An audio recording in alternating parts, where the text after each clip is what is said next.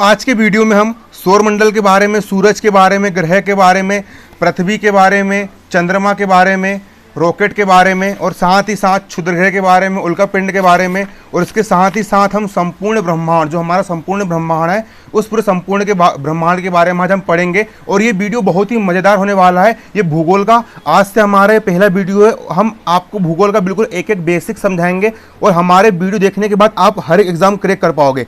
और ये video specially UPSC, KVS, MPPSC जितने प्रकार की कॉम्पिटिशन एग्जाम की परीक्षा होती है, केबीएस, सीटेट जितने प्रकार की होती है, उन सभी परीक्षाओं के लिए ये डेडिकेटेड वीडियो है। और ये वीडियो एनसीईआरटी से पढ़ा जा रहा है। आप लोग यहाँ पर देख सकते हो कक्षा 6वीं की यहाँ पर एनसीईआरटी की क्लास है और ये वीडियो कक्षा 6वीं के विद्यार्थियों के लिए भी है। कक्षा 6वीं की एनसीईआरटी का आज हम अध्याय 1 पढ़ेंगे, जो कि है सौरमंडल। मैं आपको पूरा पढ़ाऊंगा, एक तरफ से पढ़ाऊंगा। बस वीडियो आपको शुरू से लेकर के आखिरी तक देखना है। बहुत स्ट्रॉन्ग हो जाएगी आपकी भूगोल। आपका भूगोल इतना स्ट्रॉन्ग हो जाएगा कि आपको खुद अपने आप पर यकीन नहीं रहेगा। मैं आपको एक एक चीज़ बारीकी से पढ़ेंगे और बिल्कुल शुरू से लेकर के आखिरी तक हम आज वीडियो आपको बस सुनना और अच्छे से बस समझना है। चलिए दोस्तों शुरू करते हैं। हमारा अध्याय 1, सौरमंडल में पृथ्वी। ये होता है हमारा सौरमंडल। इस सौरमंडल में पृथ्वी कहाँ पर है आप अच्छे से देखिए, है ना। सौरमंडल में पृथ्वी, सौरमंडल में पृथ्वी, है ना। चलो शुरू करते हैं ना, इत्मीनान के साथ, है ना। चलिए तो देखो, सूर्यास्त के बाद आकाश को देखना कितना अच्छा लगता है। सही बात है। आज जब अपन सूरज डूब जाता है तो कितना अच्छा आकाश को देखने में बहुत मज़ा आती है। ऊपर चमकीले चमकीले तारे चमकते रहते हैं, है ना। आसमान में पहले 1 या 2 चमकते बिंदु ही दिखते हैं, लेकिन बाद में इनकी संख्या बढ़ती जाती है। आप उनकी गणना नहीं कर सकते। सही बात है। बिंदु को मतलब यहाँ पर तारे से। आकाश में कितने सारे तारे नहीं चमकते हैं, बहुत सारे तारे चमकते रहते हैं ना, और इनकी संख्या बढ़ती जाती है। मतलब जैसे जैसे रात होती जाती है वैसे वैसे तारों की संख्या बढ़ती जाती है। आप उनकी गणना नहीं कर सकते। मतलब कि इंसान के जैसे गधे के शरीर के बाल नहीं गिन सकते, उसी प्रकार आकाश के तारे भी नहीं गिना जा सकता। संपूर्ण आकाश छोटी छोटी चमकदार वस्तुओं से भर जाता है, जिनमें से कुछ चमकीले होते हैं, कुछ धुंधले होते हैं। ऐसा प्रतीत होता है मानो आकाश में हीरे जड़े हो। आकाश में क्या जड़े हो? ऐसा प्रतीत होता है मानो आकाश में हीरे जड़े हो। मानो आकाश में क्या जड़े हो? मानो आकाश में हीरे जड़े हो। मानो आकाश में हीरे जड़े हो, है ना। इनमें से कुछ टिमटिमाते प्रतीत होते हैं, कुछ तारे चमकते मतलब टिमटिमाते मतलब झकझक होते रहते हैं। लेकिन अगर आप उनको ध्यान से देखें तो आप पाएंगे कि इनमें से कुछ की टिमटिमाहट अन्य से भिन्न है। ये बिना किसी टिमटिमाहट के चंद्रमा के समान चमकते। मतलब कि आसमान में कुछ तारे ऐसे होते हैं जो लगातार चमकते रहते हैं, और वहीं पर आसमान में कुछ तारे ऐसे होते हैं जो कि चमकते नहीं हैं, बल्कि उनकी टिमटिमाहट अन्य तारों से कैसी होती है? अलग होती है। और कुछ तारे तो ऐसे होते हैं जो टिमटिमाते भी नहीं है। जिस चंद्रमा नहीं टिमटिमाता उसी प्रकार मतलब कि टिमटिमाते नहीं है ना। देखिए, इन चमकीली वस्तुओं के साथ आप लगभग प्रतिदिन चंद्रमा को भी देखते हैं। हाँ, हम चंद्रमा को देखते हैं ना। ये अलग अलग स्थानों पर अलग अलग आकार तथा अलग अलग स्थिति में दिखाई देते हैं। तो चंद्रमा जो होता है ना, अलग अलग समय पर अलग अलग आकार तथा अलग अलग स्थिति में दिखाई देता है। मतलब कि किसी दिन चंद्रमा आधे दिखाई देगा, किसी दिन चंद्रमा आपको पूरा दिखाई देगा, किसी दिन चंद्रमा का आकार आपको अलग मिलेगा, कहीं पर आपको चंद्रमा की स्थिति अलग मिलेगी। मतलब कि स्थिति उसकी चेंज होते रहती है। कभी पूरा दिखाई देगा तो कभी आपको पूरा दिखाई नहीं देगा। आप पूर्ण चंद्र को लगभग 1 महीने में एक बार देख सकते हैं।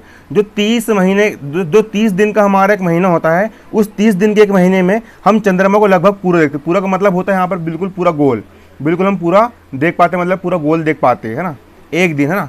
और आपको समझ में, जिस दिन हम चंद्रमा को पूरा देखते हैं, उस देखिए, ये पूर्ण चंद्रमा वाली रात को पूर्णिमा कहते हैं। जिस दिन चंद्रमा हमको पूरा दिखाई देता है, उस दिन की रात उजली होती है, उस दिन की रात को हम पूर्णिमा कहते हैं। क्या कहते हैं? पूर्णिमा कहते हैं। 15 दिन के बाद आप इसे नहीं देख सकते। फिर एक कंडीशन ऐसी आती है कि चंद्रमा हमको दिखाई ही नहीं देता। एक कंडीशन ऐसी आती है चंद्रमा हमको पूरा दिखाई देता है, और भाई एक कंडीशन ऐसी आती है कि चंद्रमा हमको दिखाई ही नहीं देता है। इस रात को हम अमावस्या कहते हैं। जिस दिन मतलब कि हमको चंद्रमा नहीं दिखाई देता है, उसको हम अमावस्या कहते हैं। अमावस्या के दिन हमको चंद्रमा दिखाई नहीं देता है। ऐसी रात में अगर आसमान साफ है तो आप आसमान का अवलोकन अच्छी तरह से कर सकते हैं। मतलब अमावस्या वाली रात में अगर आसमान साफ है तो आप आसमान में चमकते हुए तारों का अध्ययन अच्छे से कर सकते हैं। क्लियर? और आपको समझ में, उम्मीद करता हूँ आपको समझ में आता रहेगा। शुरू से पढ़ेंगे, पूरा बेसिक तैयार करेंगे, है ना। क्या आपको इस बात पर आश्चर्य नहीं होता कि हम दिन के समय चंद्रमा एवं इन सभी छोटी चमकीली वस्तुओं को क्यों नहीं देख पाते? सही बात है। रात में तो हम चंदा मामा को देख लेते हैं और तारे को भी देख लेते हैं, लेकिन हम दिन में चंदा को और तारों को क्यों नहीं देख पाते?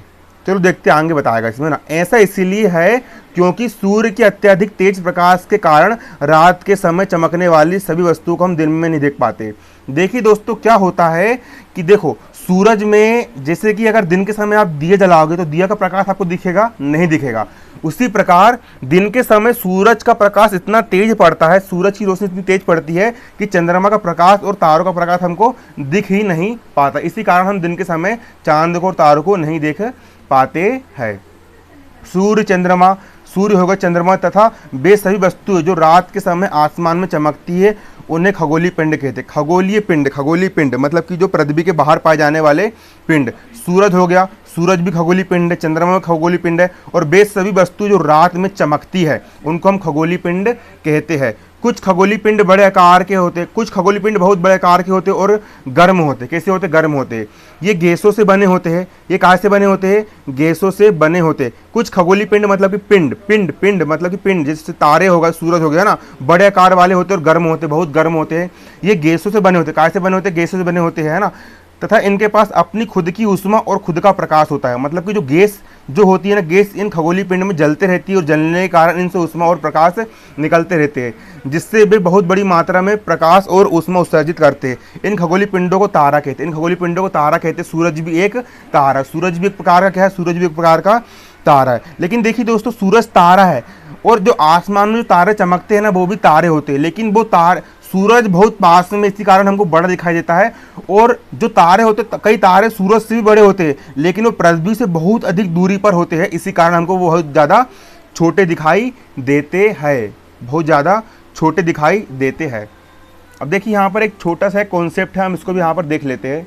आओ कुछ करके सीखे। मैं आपको पूरा पढ़ाऊंगा क्योंकि मैंने आपको पूरा भूगोल पढ़ाऊंगा, है। आओ कुछ करके सीखे। देखिए, एक टार्च लो, एक सादा कागज लो और एक पेंसिल और एक सुई लो, है ना। एक टार्च लेना है, एक सादा कागज लेना है, एक पेंसिल और एक सुई को लेना है। उसके बाद पहला आपको करना है, कागज के मध्य में टार्च को इस प्रकार रखें कि उसका कांच कागज से सटा रहे।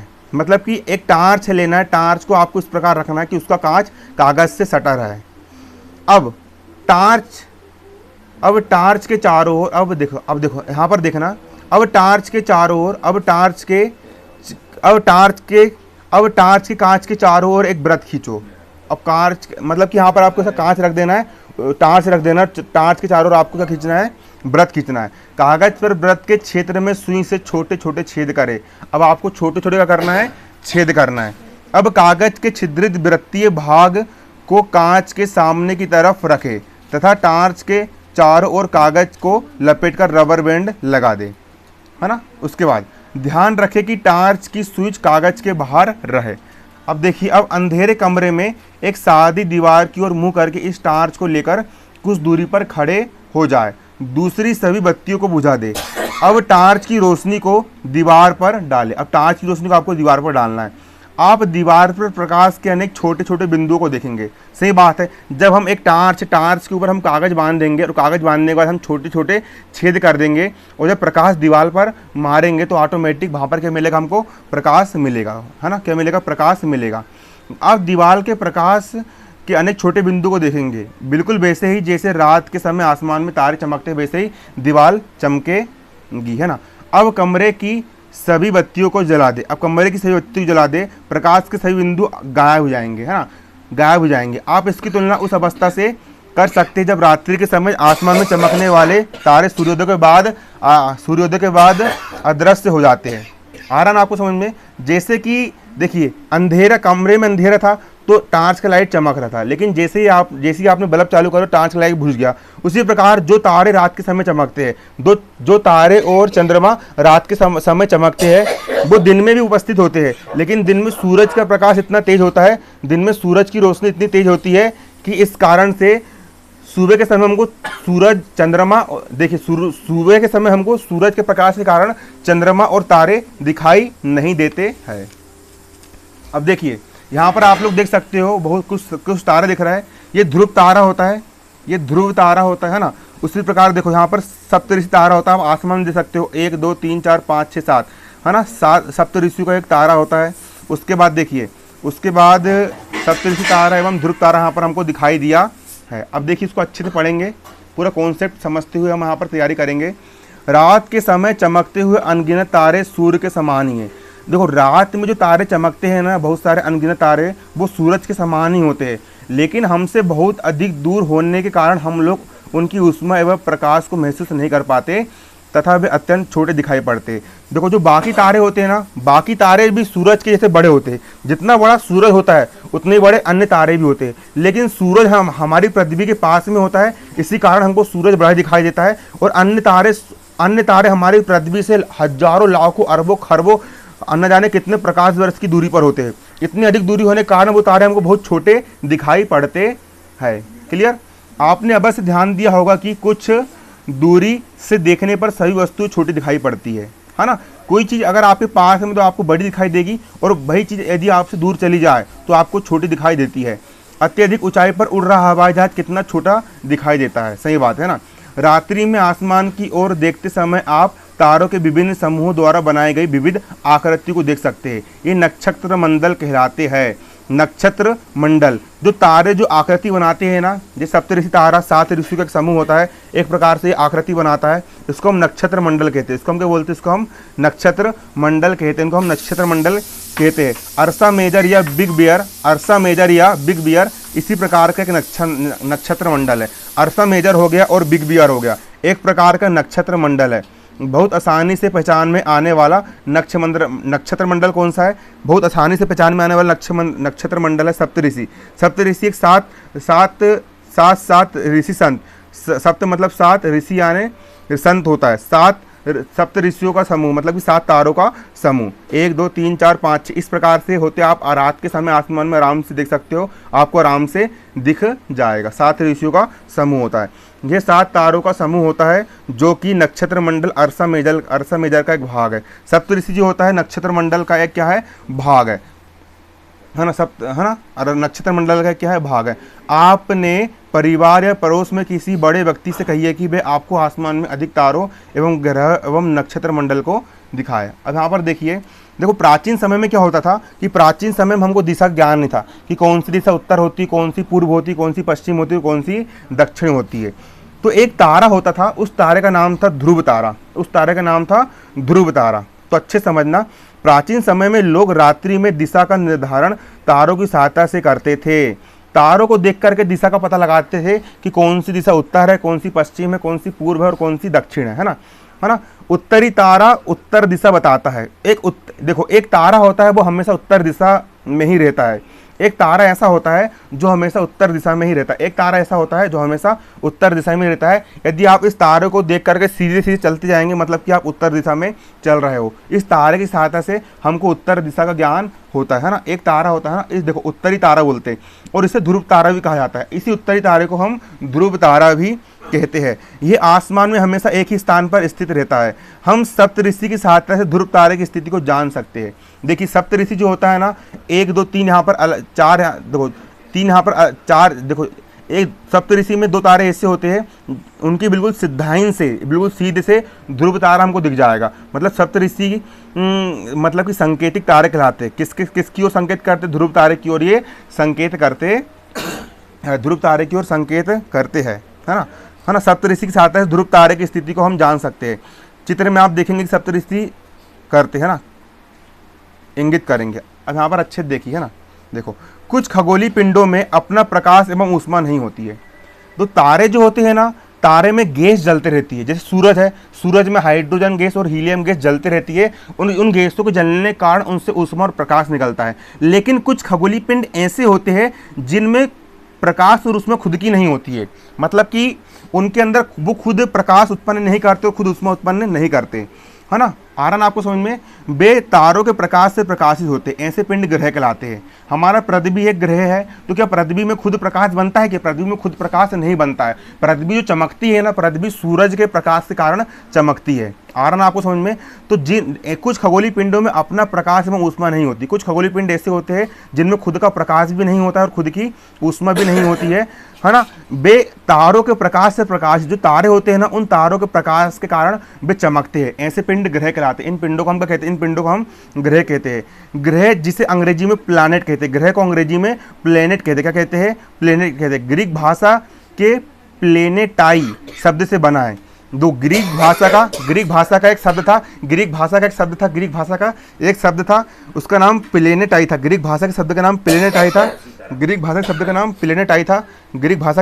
प्लेनेटाई था। इसी ग्रीक भाषा का शब्द प्लेनेटाई से अंग्रेजी का शब्द प्लानेट बना है, और इस प्लानेट को हम हिंदी में ग्रह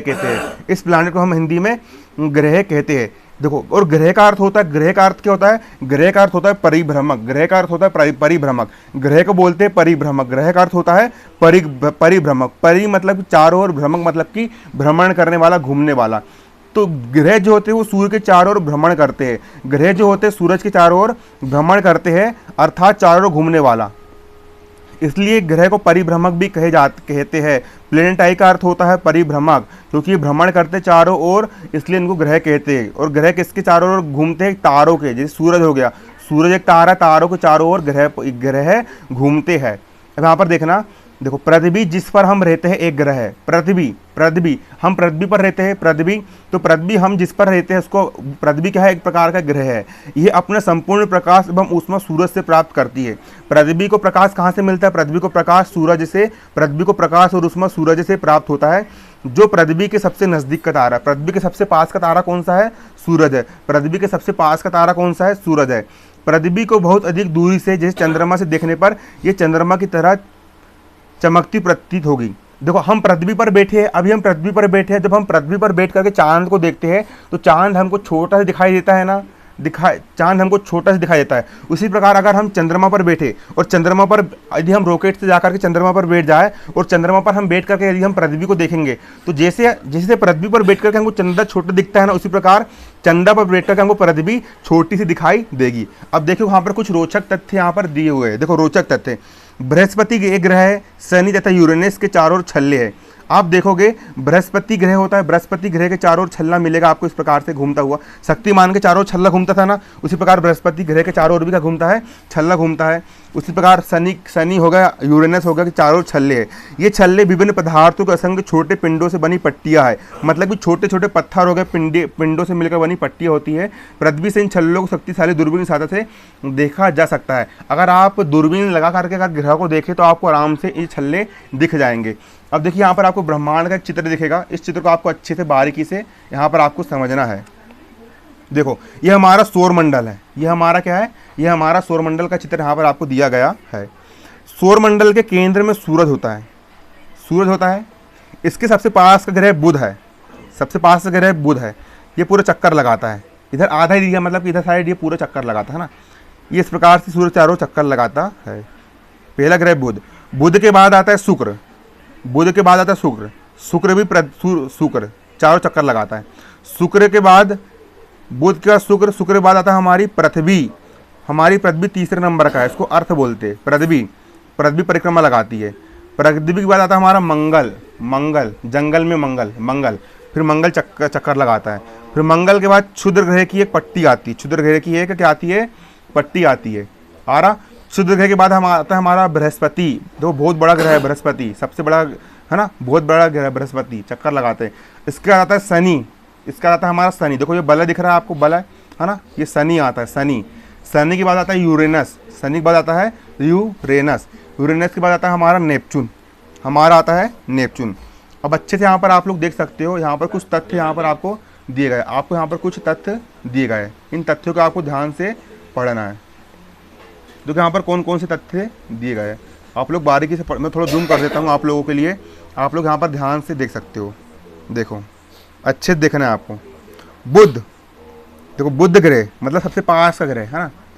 देखो, आंतरिक ग्रह किसको बोलेंगे? वे ग्रह जो सूर्य के सबसे नजदीक है। ये चट्टानों से बने होते हैं। आंतरिक ग्रह कहाँ से बने होते हैं? चट्टानों से, मतलब कि पत्थरों के चट्टानों से मिलकर बने होते हैं और सूरज के बहुत नज़दीक होते हैं। आंतरिक ग्रह जो होते हैं वो चट्टानों से मिलकर के बने होते हैं और सूरज के बहुत नज़दीक होते हैं। और आंतरिक ग्रह कौन कौन से होते हैं? आंतरिक ग्रह होता है हमारा बुध, शुक्र, पृथ्वी, मंगल। ये 4 ग्रह। देखो, यहाँ पर आप देख सकते हो, ये जो 4 ग्रह है, बुध, शुक्र, पृथ्वी, मंगल, ये सूरज के सबसे निकट है, इसलिए इनको हम आंतरिक ग्रह बोलते हैं। और ये चट्टानों मतलब कि पत्थर चट्टानों से मिलकर के बने होते हैं।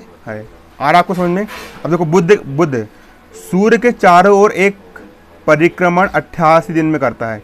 मतलब कि बुध ग्रह को सूरज के चारों ओर चक्कर लगाने में 88 दिन लगते हैं, 88 दिन लगते हैं। देखो पास का सबसे पास का ग्रह है तो बुध ग्रह को सूरज के चारों चक्कर लगाने में 88 दिन का समय लगता है। कितने दिन का? 88 दिन का समय लगता है। बुध ग्रह को सूरज के चारों चक्कर लगाने में 88 दिन का समय लगता है, 88 दिन का समय लगता है।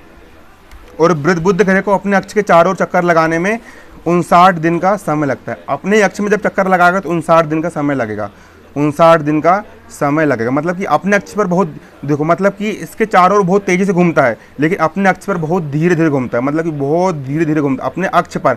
अक्ष पर मतलब कि देखो ये ऐसा है, अपने अक्ष पर मतलब कि यहीं पर, अक्ष मतलब यहीं पर बहुत धीरे धीरे घूमेगा ऐसा। लेकिन इधर चक्कर लगाने में इसको इधर बहुत तेज़ी से घूमेगा जी। आ रहा ना आपको समझ में, है ना? तो बुध को सूरज के चारों को चक्कर लगाने में 28 दिन लगता है और अपने अक्ष पर घूमने में 59 दिन का समय लगता है। शुक्र ग्रह सूरज के चारों ओर एक चक्कर लगाने में 255 दिन लगता है। शुक्र ग्रह को सूरज के चारों ओर चक्कर लगाने में 255 दिन का समय लगता है और अपने अक्ष पर घूमने में इसको 243 दिन का समय लगता है। पृथ्वी सूरज के चारों ओर एक चक्कर लगाने में पृथ्वी को 365 दिन लगते हैं, है ना? और अपने अक्ष पर घूमने के लिए इसको 1 दिन लगता है ना? अपने अक्ष पर घूमने में इसको 1 दिन लगता है। और पृथ्वी के चंद्रमा मतलब उपग्रह की संख्या कितनी है? पृथ्वी के चंद्रमा मतलब कि प्राकृतिक उपग्रह की संख्या होती है इसमें 1, है ना? अब मंगल जो होता है ना, मंगल सूर्य के चारों ओर एक परिक्रमा लगाने में कितना दिन लगता है? मंगल ग्रह को सूरज के चारों ओर चक्र परिक्रमा लगाने में 687 दिन लगते हैं। मंगल ग्रह को सूरज के चारों ओर चक्कर लगाने में 687 दिन लगते हैं और अपने अक्ष पर घूमने में 1 दिन लगते हैं। आ रहा समझ में? और मंगल के 2 उपग्रह हैं। मंगल कितने उपग्रह है? 2 उपग्रह है। अब देखो हम बाह्य ग्रह के बारे में पढ़ेंगे। बाह्य ग्रह किसको बोलेंगे?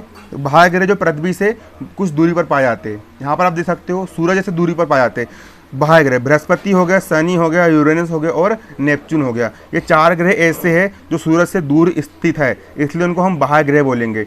और ये जो बाह्य ग्रह होते हैं ना, गैसों से मिलकर के बने होते हैं। हमारी पृथ्वी चट्टानों से मिलकर के बनी होती है, लेकिन ये ग्रह गैसों से मिलकर के बने होते हैं। यहाँ पर आप देख सकते हो इन ग्रह की कौन कौन सी विशेषताएं होती है। थोड़ा जूम करता हूँ मैं आप लोग के लिए, है ना? यहाँ पर आप लोग बारीकी से देख सकते हो। देखो पहला ग्रह बृहस्पति। देखो बृहस्पति ग्रह जो होता है सूरज के चारों ओर एक चक्कर 11 साल 11 महीने में लगाता है। 11 साल 11 महीने में लगाता है। बृहस्पति ग्रह जो होता है, बृहस्पति ग्रह सूरज के चारों ओर एक परिक्रमा, बृहस्पति ग्रह सूरज के चारों ओर एक चक्कर 11 साल 11 महीने में लगाता है। बृहस्पति ग्रह सूरज के चारों ओर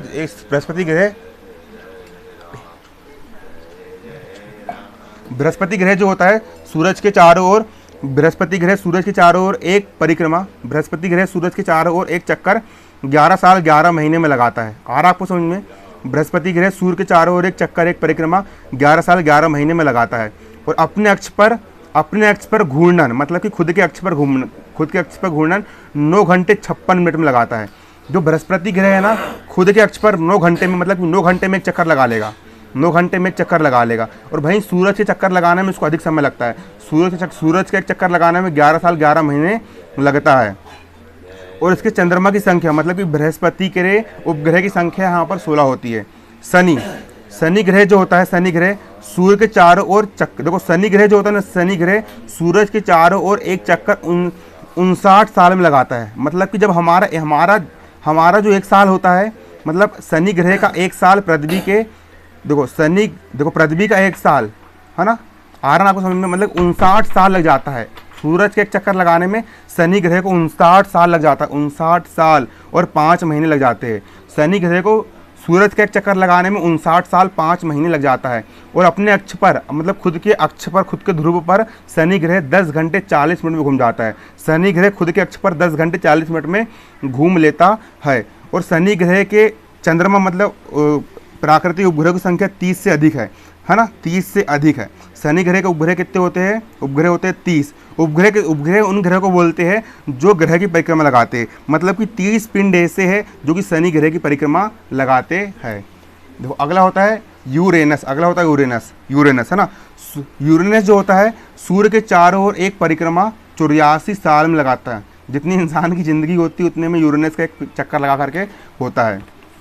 यूरेनस ग्रह जो होता है सूर्य के चारों ओर एक परिक्रमा 84 साल में लगाता है और अपने अक्ष पर 17 घंटे 14 मिनट में घूम लेता है। अब खुद के अक्ष पर मतलब कि 17 घंटे 14 मिनट में घूम लेता है। और इसके चंद्रमा की संख्या मतलब कि इसके उपग्रह की संख्या 17 होती है, इसके उपग्रह की संख्या 17 होती है। जो नेपच्यून होता है, जो लास्ट वाला नेपच्यून जो होता है, नेपच्यून सूर्य के चारों ओर एक परिक्रमा, नेपच्यून जो होता है सूर्य के चारों ओर एक परिक्रमा 164 साल में लगाता है। 164 साल में एक परिक्रमा लगा करके होती है नेपच्यून की, 8 नंबर का ग्रह है। और अपने अक्ष पर 16 घंटे 7 मिनट घूम लेता है। चंद्रमा की संख्या 8 होती है। इसके आगे का हम कल पढ़ेंगे।